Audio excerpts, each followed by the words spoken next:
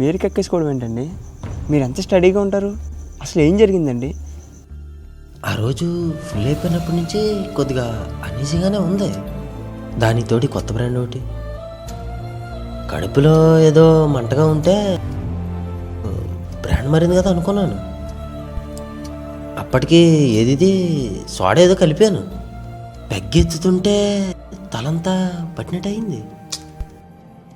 నాకు అర్థమైపోయింది, నా పని అయిపోయింది అనిపించింది. ఈ పెగ్గ తాగాలనుకుంటున్నాను, ఎలాగైనా ఎత్తేద్దాం అనుకుంటున్నాను. అప్పటికి ఎవరైనా స్టఫ్ ఇస్తే బాగుండని అనిపిస్తుంది, కానీ నేనేం చేయలేకపోతున్నాను. I was not able to do anything అనమాట. అదిగా అప్పుడు వచ్చే టైం కథను పెగ్గ తాగించేయడం, స్టఫ్ తినిపించేయడం అన్నీ ఒక ఏదో కంబైన్ కూడా జరిగిపోతున్నాయి అంతే. నా బామ్మర్ది ఫ్రెండ్స్, నా తమ్ముళ్ళు వాళ్ళ ఫ్రెండ్స్ అందరూ ఫుల్గా తాగేసి ఉన్నారు. ఇంకా ఒక పెగ్గ కూడా ఎత్తలేదు.